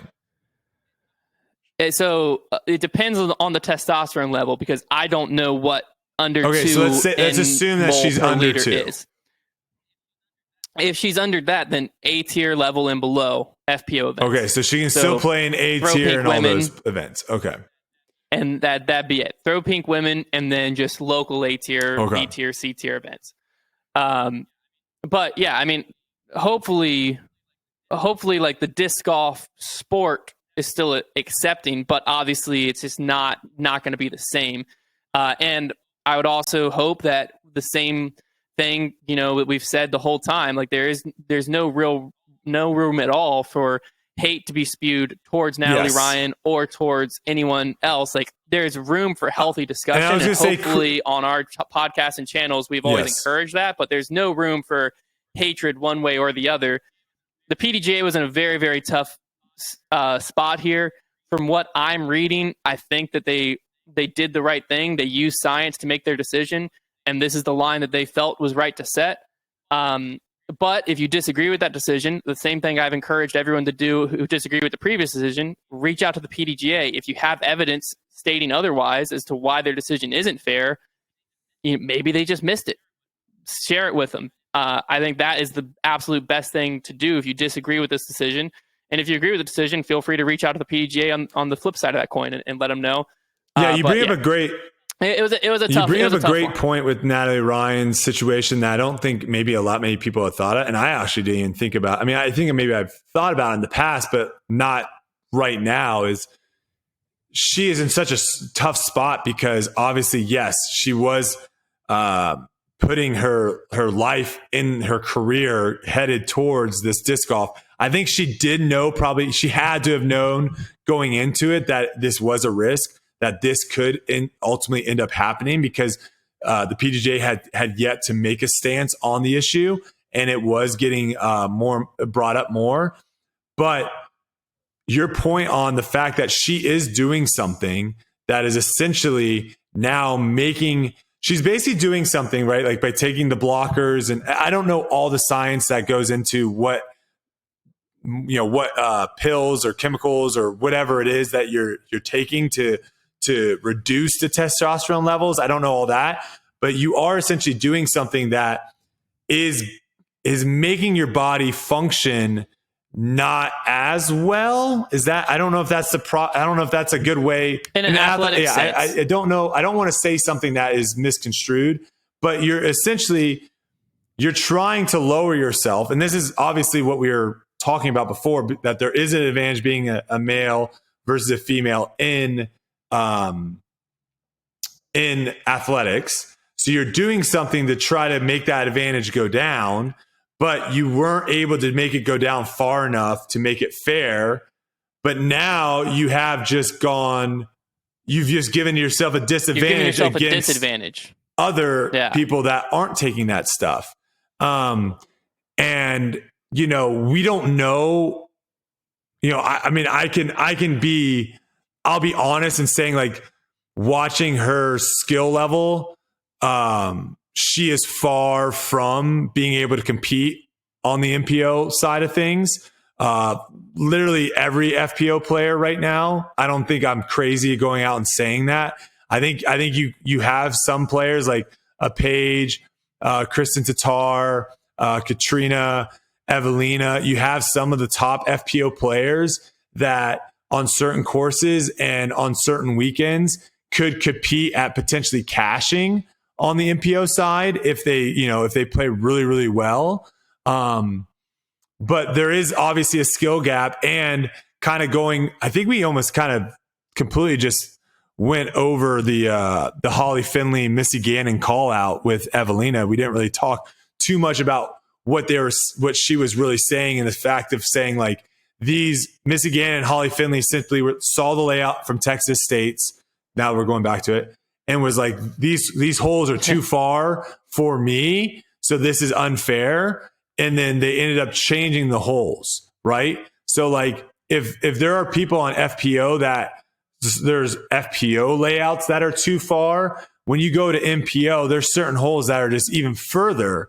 So the divide there is going to be much. So going back to Natalie Ryan, she's in a weird spot because she's not going to be able to just be like, oh, okay, well, I'll just play MPO.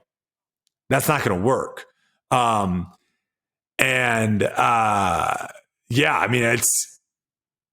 guess we'll see what ends up happening. It does seem like you said she is going to fight this. To what extent, I don't know.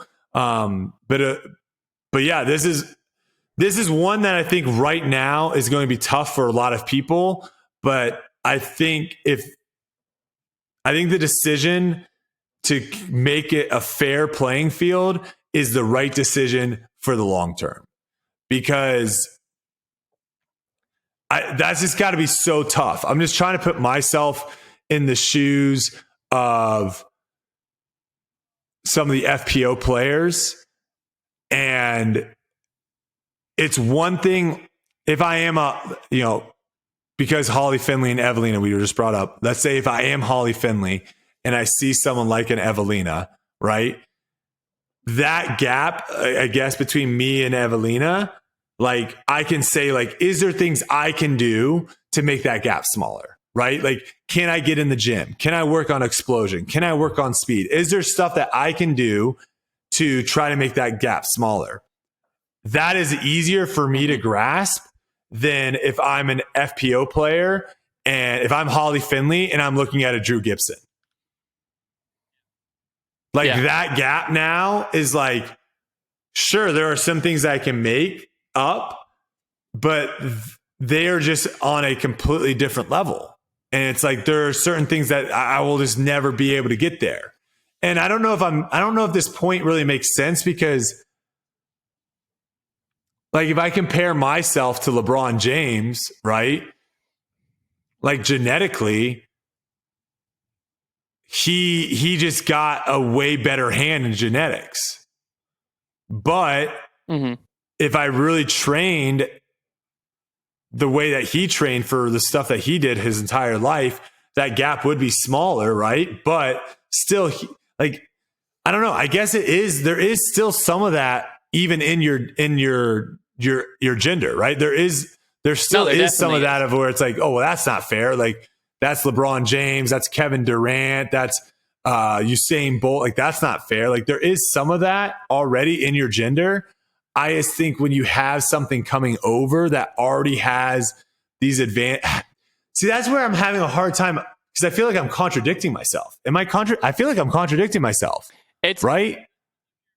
So what you're going into right now is the main argument that is being used to counter this, which is essentially like, yes, like, okay, we understand the advantages there, but just like you just said, LeBron James has an advantage over you that you will never be able to attain, and at the end of the day, it's just like, all you can use, at least in my understanding, all you can use is the science of like, LeBron James is not the average, right? LeBron James is a far top 1% outlier. And so I think that from what I understand is like, what this science is trying to look at is like the average to the average, because you have Brittany Grinders of the world, right? Hot topic right now of her coming back to the US, but in WNBA, you have players like that are the LeBron James of the WNBA, right? To a certain extent, where like most women will never be able to dunk, and you have Brittany Griner being able to dunk and stuff like that, to where like that is just an advantage. So you can't look at like the outlier to the outlier, because if you take Brittany Griner and you put her up against me, just like an average or below average dude, I'm going to get my butt kicked. I'm not being able to. Brittany Griner. Yeah. I'm getting dunked on all the time. I'm probably not getting a point up. You know what I'm saying? But you can't take the outlier to the outlier. You got to take the average to the average. And I think that's what the I was getting science tripped is trying up on. to do here. But because I was like, wait a second. I'm like, what I'm saying is exactly. I'm like, I'm conscious. Yeah. But that's the big argument, and that is something that I'm hoping the PDGA heard and at least looked into as well. Is like, that is the big argument that's being used, is like what you just said is, would it be unfair on the FPO side? We'll use Brittany Griner again. I just used her. Would it be unfair if Brittany Griner picked up disc golf and came into the sport? And like, yeah, there are some things where like, we'll use Holly Finley because you use her. She might look at Brittany Griner and be like, I just cannot do that. Like, if I watch LeBron James pick up any sport, I would watch him and be like, no matter what I do, I'm never going to be able to physically do what LeBron James just did. And that is the big argument that's being used to counter this. Well, that makes more sense, because I was just throwing myself in a pretzel where I was like, no, and that's why I'm very glad that I'm not the PDGA. I'm very glad that this was not a decision that had to come on my desk, because in a lot of ways, like, I think that what they did was the right decision, but there was no right answer. Someone loses in every scenario, and that's like the worst scenario to be in ever in any scenario in life, is where like, I'm a people pleaser in a lot of ways. A lot of times it's a flaw, but like, there's a lot of scenarios where you get into where you're not going to please everyone, and like having to have that come across your desk, and you're like, man, like, this, no matter what decision I make, it's affecting the livelihood of someone, because it's not even just like affecting like people's happiness or joy, like it's affecting people's revenue, bottom line, livelihood, both ways.